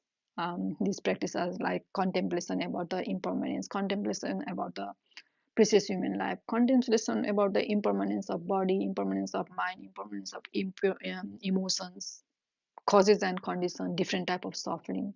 So once someone contemplates about this thing, then they are ready now. They will, this world will start scaring them, and they want to get out of this world as soon as possible. Then only they will start practicing, hearing, contemplating, and practicing the Buddha's teaching. So these are the preliminary practice done in the Mahayana Buddhism, and that's what Acharya Santideva is doing here in this chapter 4. Okay, now let's go to the last chapter. Das Digyoma Paryanta Jagat Klesa Vimochane. Oh, this is not the last one. We have to go more. Oh, I thought it's the last. No, it's not last. Okay. Das Digyoma Paryanta Jagat Kleso Vimochane Patigyaya Madatmapi Na Klesebhyo Vimochita. No, I made the resolution, I made the promise to liberate all the beings who are as vast as the sky, um, but I myself is not free from suffering, okay, affliction. So first I need to be free of suffering, then I can help another beings to be suffering. I myself is not free of suffering because I'm lazy, I'm not walking toward, seeing, being mindful, and then being, I'm not watching my mind, okay, I'm not being aware of my conditioning, I'm not being aware of practices, I'm not practicing it, making effort to, go against those conditioning. So I myself is not free of affliction. How will I help other beings free of affliction? That's what he's saying in stanza 41. Okay, so I have got 1, 2, 3, 4, and 5, 6, 7. Oh, 7 more stanzas. Okay, let's go. I'm tired already. My tongue is sleeping now. आत्मप्रमाणम् अज्ञात्वा भ्रुवन् उन्मत्तस्तदा अनिर्वर्ति भविष्यामि तस्मात् क्लेशः वदे सदा अत्र ग्रही भविष्यामि बद्धवैरस्य विग्रही अन्यत्र तद्विद्यात् क्लेशात् क्लेशघातानुबन्धिना. Okay, so when I make the resolution, when I make the promise in front of Buddha that I will free entire beings of these 6 realms out of suffering, I didn't realize my capacity, like an intoxicated person, I hyped at that time, in front of Buddha and Bodhisattva. That's why now I should be very careful, um, and work hard to destroy the afflictions and become someone who never back up from their own words. Okay, I'm not a liar. I should work hard to realize my goal. That's what he's saying in stanza 42. In stanza 43, he's waging the war against our own afflictions. Okay, he's using that power of anger to kill own anger. He's killing the own affliction with the power of anger. Okay, he's using the anger. Normally what we do in the ordinary beings, we consider our outer another being as our enemy, and we use this anger to fight against that enemy. Okay, now here Acharya Santideva is using this anger to kill this internal enemy. Okay, he's saying that I'll become stubborn. My tongue is slippering now. In this regard, full of animosity, I'll show my anger to this internal enemy and fight with them, because I am tired with other type of affliction to attack this my internal enemy. That's what he's saying in 43. So he's starting to wage the war with the internal enemy. Okay, he's now using his anger not to attack another external beings, which he label as with this internal enemy condition to see us as an enemy, but he's waging the war with this internal enemy. Okay, so in this process, let my God melt, or my head fall in this effort, in this fight. I will never bow down with this internal enemy. That's what he's saying in stanza 44. Galantu antradi me kamam sirapatatu mamame natweva varnitam yami sarvata klesa bairinam. Okay, now in stanza 45 is saying that, okay, suppose you have one enemy, external enemy, and another being, which you wage the war and then you win over him, and then he might go in another place, and then again he will collect the power and come back and attack you.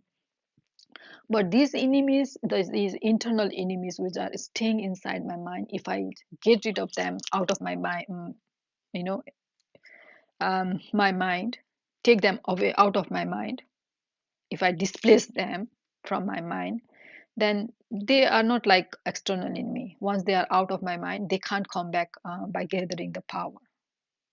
Okay, that's what he's saying in stanza 45. He's comparing how the external enemy and the internal enemies are. External enemies, human enemies, they can go to another place and then gather the power again and come back to fight with me.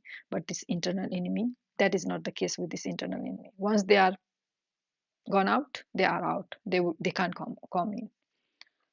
Okay, that's what he's saying in 45, stanza 45. Let's go to last three stanza. Yes, this is the last three stanza. क्वासौ यायान मन मनस्तो निरस्त स्थित्वा यस्मिन् मद्बुदार्थ यतेत नौदोगो मे केवलम मंदबुद्धे क्लेश pragya dishti sadhya baraka.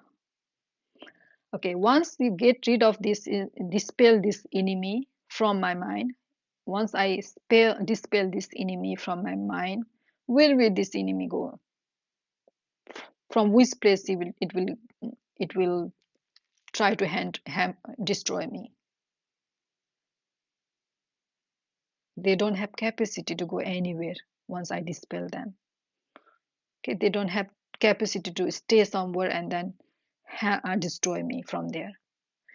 They will, in order to destroy me, they need to stay inside my mind. Once I dispel them, they are powerless. They can't help me, harm me. My ignorant mind doesn't know this. Okay, that these internal enemies can be subdued merely by view of wisdom. Okay, they are not that strong. They don't have hand and legs. They are not that powerful.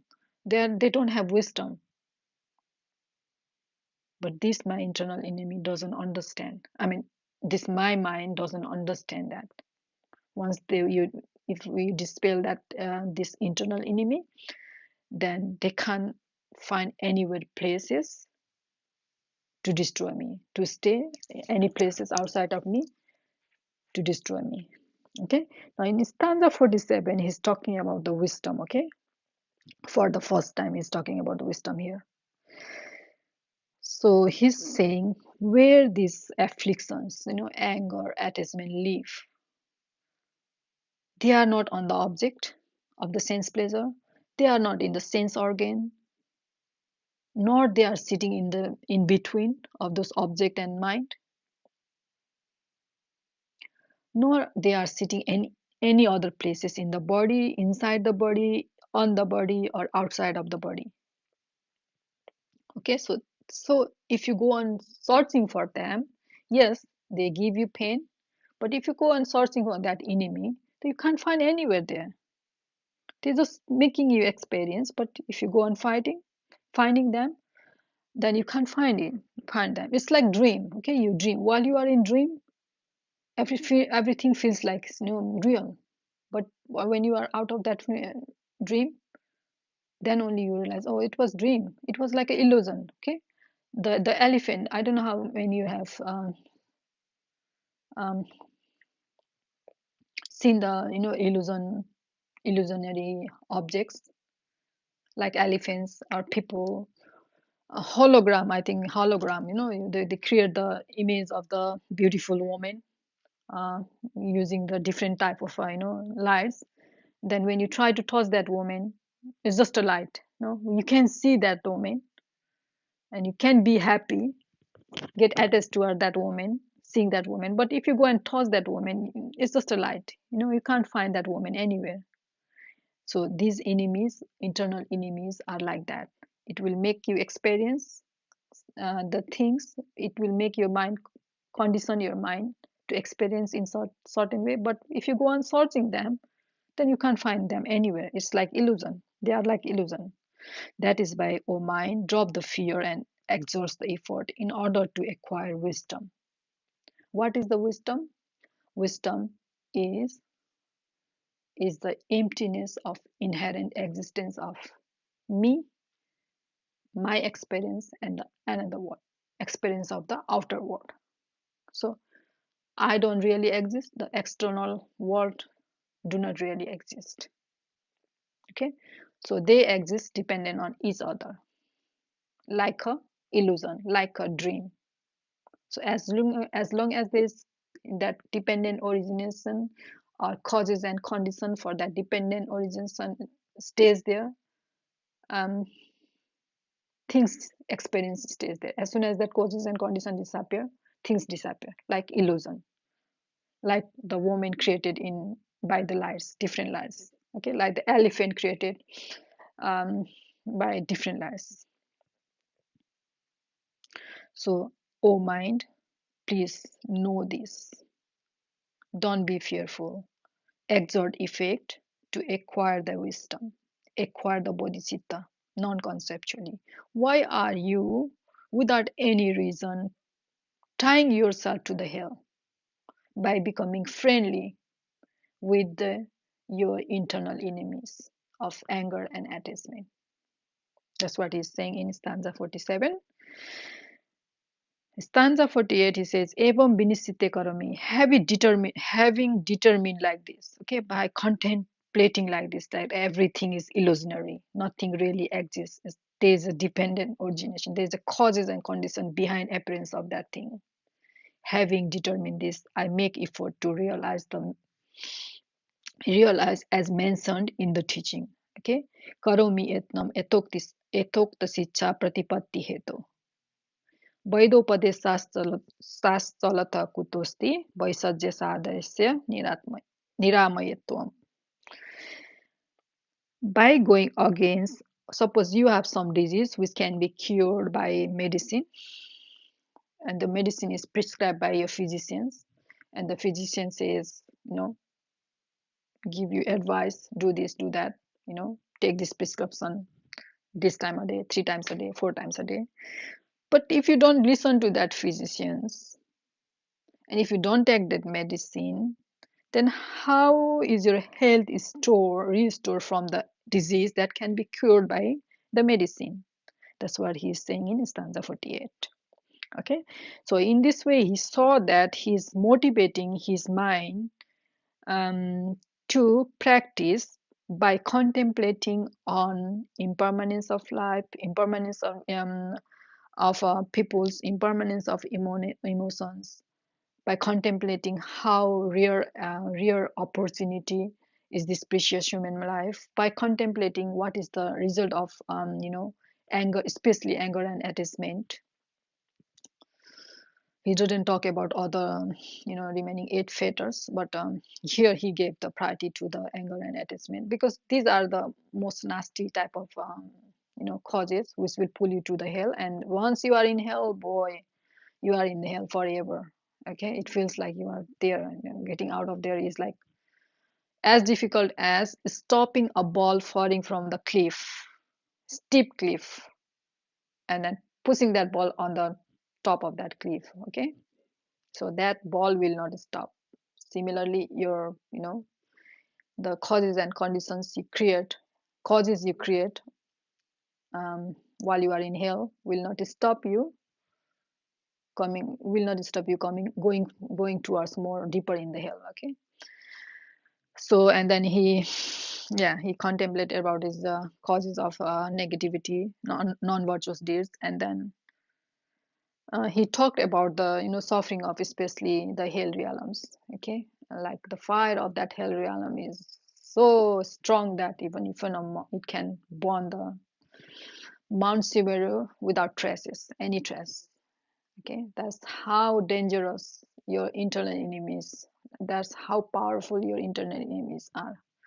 But at last he said that those are all illusion. Okay, those, even though you feel like you have internal energies there, there's enemies there, there's just the illusion.